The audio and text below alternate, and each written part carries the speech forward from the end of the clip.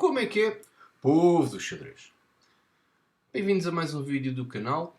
Hoje vamos falar do Mago de Riga, o Mikhail Tal. Já falámos aqui num vídeo acerca do Mikhail Tal, no vídeo do puzzle, onde ele resolveu um puzzle extremamente difícil e complexo. O Mikhail Tal vem na correnteza aqui dos jogadores que temos falado, da Polgar, do Kasparov, jogadores muito agressivos, e claro que tínhamos que incluir nesta lista o Mikhail Tal. Isto porque ele era um jogador super agressivo, super intuitivo, era um jogador que sacrificava muito, jogava muito ao ataque. Em relação ao Kasparov, por exemplo, o Kasparov era um jogador que era assim também, muito agressivo, mas o Kasparov conseguia ver melhor um bocado das variantes, portanto ele via variantes incríveis até ao lance 10 ou 15 e via muito, com muita precisão. O Mikhail Tal era mais intuitivo, era um jogador tão intuitivo que construía belas posições de ataque. Se formos ver na máquina da verdade, no computador, portanto na lupa, ele muitas vezes se calhar cometia imprecisões, mesmo no ataque, mas lá está, o xadrez dele era tão agressivo e intuitivo que os próprios adversários não sabiam responder muitas vezes aos ataques dele. Tanto que ele teve uma sequência de jogos, ele bateu um recorde que teve 95 jogos sem perder um jogo.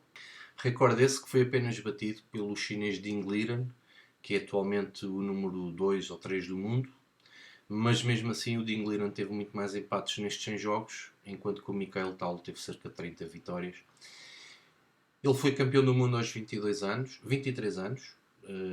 Recorde que foi batido depois pelo Kasparov, que foi campeão do mundo aos 22. E se perguntarem qual era o jogador mais agressivo destes três, portanto de Polgar, Kasparov e tal, a minha resposta é: não sei, venha ao diabo e escolho, mas de certeza que o tal não seria o terceiro. Bom, eu escolhi aqui duas partidas para nós vermos. Não adormeçam já, são partidas curtas, mas instrutivas. Vamos passar já à primeira, onde ele jogou com o Rafael Vaganian em 1973.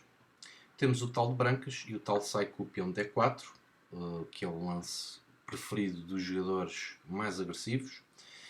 E aqui temos a defesa francesa. D4, D5 e cavalo D2. Aqui já falámos em alguns vídeos que cavalo C3 é uma resposta que dá variantes mais agudas.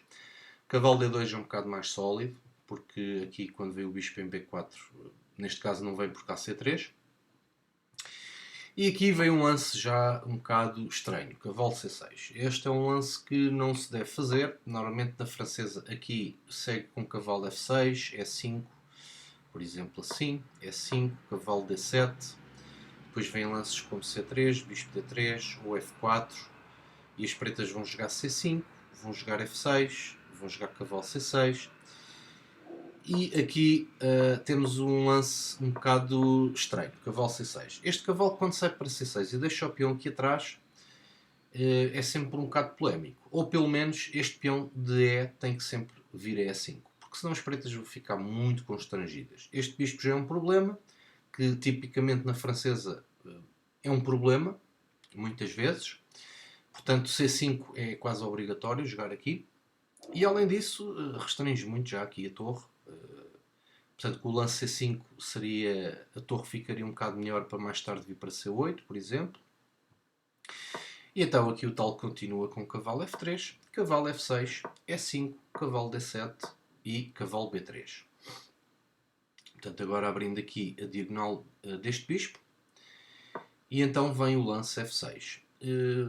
O lance F6 é um lance típico da francesa. Bom, mas aqui as pretas, em vez de jogarem F6, deveriam tentar continuar. Por exemplo, A5 aqui é um plano, tentando já atacar este cavalo que está mais ou menos colocado ali, não está assim grande coisa. Outra ideia era desenvolver o bispo para recuar rapidamente. Outra ideia seria jogar B6 e bispo B7. F6 é um lance que é típico da francesa, mas é demasiado direto. Aqui as pretas não têm as peças muito bem colocadas.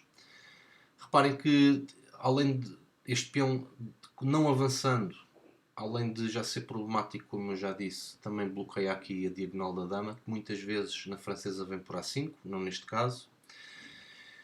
E então vem bicho B5. Aqui defendendo o peão indiretamente, porque agora depois de peão puro, as pretas simplesmente não podem capturar este peão com nenhum dos cavalos, porque simplesmente o outro cavalo vai sempre ficar pregado, e então aqui perdem uma peça. E então aqui as pretas capturam, peão puro, e vem outra imprecisão, cavalo C5. Bom, mais uma vez, as pretas andam a dançar com as peças. Aqui, mais uma vez, bispo E7 seria um lance razoável para tentar rocar o mais depressa possível. Mas cavalo C5 é uma imprecisão, que o tal não vai perdoar. Neste aspecto, o tal ganhava muitos jogos, um bocado à imagem do Fischer, portanto os oponentes muitas vezes cometiam assim erros um bocado amadores nas aberturas e eles castigavam-nos imediatamente. Portanto, aqui vem logo cavalo G5.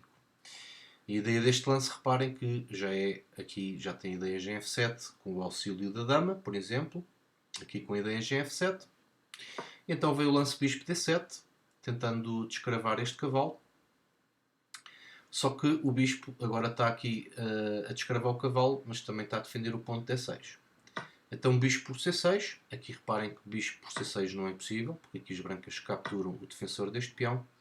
E depois bispo por vão ganhar este peão. E aqui as brancas estão basicamente ganhas. E também dama H5 é uma ameaça séria. Portanto, aqui as pretas têm que comer com o peão. E agora vem dama H5, cheque, G6, dama F3. E aqui o Vaganyan abandona. Simplesmente não há mais nada a fazer. Aqui reparem que dama F7 ameaça checkmate. Só há uma defesa que é dama E7. Só que a dama quando vem E7 é agora a dama que protege o cavalo. E a dama está um bocado sobrecarregada porque tem que defender 2 pontos. Portanto aqui simplesmente as brancas trocam. Dama por dama F7 cheque, rei D8 e dama F6 cheque. Ganham o jogo imediatamente. Porque vai buscar a torre. Portanto o Vaganyan nem se deu ao trabalho de ver isto e abandonou basicamente no lance dama F3. Bom, vamos ver outra partida. Isto era só um aperitivo, ok? Vamos ver agora uma partida de 1991 contra um adversário chamado Martins Neibut, onde o tal também está de brancas, e aqui jogou E4, C5 e D4. E aqui eu escolhi esta partida precisamente porque temos falado nos desafios do Gambito Morrat, apesar de nos desafios os jogadores não jogam ainda muita teoria, ainda não vimos as linhas principais, mas aqui vamos poder ver algumas dessas linhas. E aparentemente esta foi a única vez que o tal jogou o Gambito Morrat em partidas oficiais. Portanto, D4, peão por D4 e agora veio o lance C3, oferecendo mais um peão. Aqui as pretas podem recusar o Gambito Morrat, ok? Podem jogar normalmente, por exemplo, cavalo F6 é uma das variantes, entrando aqui numa alapin. Alapin é quando no início da siciliana temos logo este lance, ok? Normalmente vem D5. Mas bom, outras variantes que eu já tenho visto é jogar D3, simplesmente devolvendo o peão, mas dizendo às brancas, tens aqui um peão mal colocado em C3 que vai aqui impedir o desenvolvimento do cavalo. Mas aqui o Martins Neibut vai aceitar o peão valentemente, cavalo por C3. Vamos ver aqui a força do Tac Morrat, ok? Cavalo C6 e agora cavalo F3, D6 e bispo C4. Portanto, reparem que as peças das brancas vão desenvolver fácil. Aqui, por exemplo, o bispo G4 é um erro, ok? Quem esteja a pensar, vou tirar o bispo para depois fechar a cadeia de peões. Isto é um erro. Por exemplo, dama B3 é um lance chato, porque já ataca F7 e B7. E ainda mais forte é comer em F7 direto, jogar cavalo G5 e depois comer o bispo. Portanto, bispo G4, normalmente na siciliana não há bispo G4, ok? E vem o lance E6. Pronto, normalmente na siciliana, quando o bispo vem por C4, o lance E6 é quase obrigatório. E então segue roque, cavalo F6 e dama E2. E aqui a ideia é de seguir a desenvolver. O bispo muitas vezes vem para E3. Esta torre vai para D1. Reparem que estas duas colunas estão abertas para as brancas, e então as brancas vão querer meter aqui as torres. Este bispo poderá vir por E3, ou às vezes F4, ou até às vezes G5. É uma coisa que vai depender de como as pretas jogarem. O jogo segue com A6. Portanto, as pretas, quando jogam estes lances, normalmente é para tirar a dama por C7, que é uma das casas prediletas das damas pretas na siciliana. E segue torre D1. E agora aqui já temos aqui ameaças do avanço do peão D5. Porque a dama está na coluna da torre, este peão fica pregado.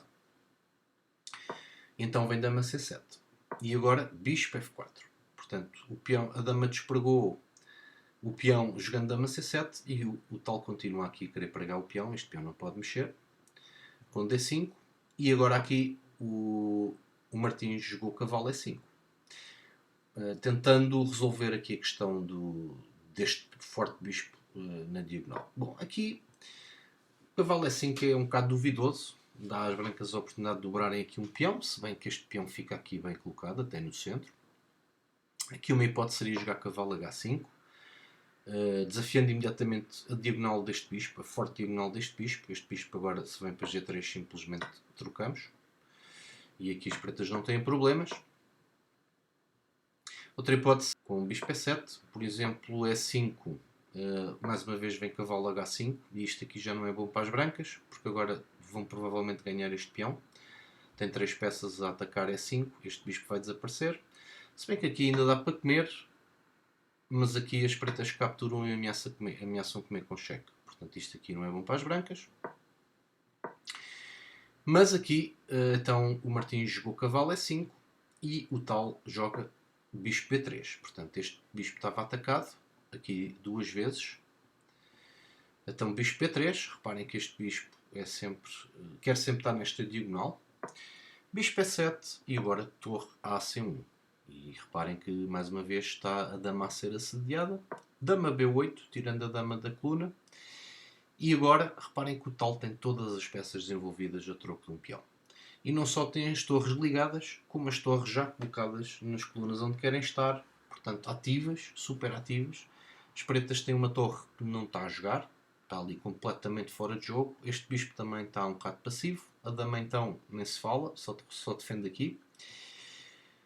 E então o tal já desenvolveu todas as peças menores, então agora o que fazer? O tal joga cavalo D4. Bom, e qual é a ideia deste lance? A ideia deste lance é tirar daqui o bispo e seguir o ataque com F4. F4, F5, e se as brancas jogam F5, reparem que este bispo começa a ficar muito forte na posição. Este cavalo já está aqui a atacar o peão, este bispo também. Com o lance F5 vai vir muita pressão sobre o terreno preto. Então o jogo segue com roque, e lá está o bispo G3, com a ideia de jogar F4. Então o Martins antecipa-se jogando cavalo E D7 e vem o tal F4. Bom, e aqui as brancas agora vão subir, vão atacar. Aqui as brancas ameaçam F5. F5 às vezes pode ser uma ideia, ainda não sabemos.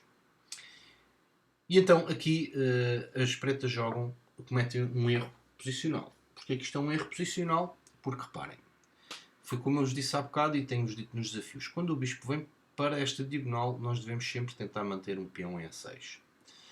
E5 já abre buracos. E reparem, quando o peão avança, abre fraquezas nas suas casas imediatamente ao lado. Portanto, D5 e F5, num lance, ficaram fracas, ficaram vulneráveis. Aqui, o Martins devia ter tentado um lance que também é muito típico na siciliana, que é cavalo C5. Porque aqui o cavalo ataca este bispo, faz pressão sobre este peão em conjunto com este cavalo, e não só, defende muito melhor E6 com o bispo e com o cavalo. Portanto, este é um lance típico na siciliana, mas aqui o Martins já está a aceder à pressão, jogando E5, então o tal joga cavalo F5, explorando imediatamente este buraco. O cavalo em F5 é sempre uma casa muito perigosa para o rei preto, e já vamos ver que neste caso acaba por se verificar isso mesmo. E reparem que aqui as pretas já têm muitos problemas, porque agora ameaçam este bispo. Reparem que se este bispo sai, este ponto cai, com torre por D6, por exemplo, e as brancas ao recuperarem o peão ficam imediatamente melhores, porque as pretas tinham um peão a mais, em troca de grande desenvolvimento e vantagem posicional das brancas.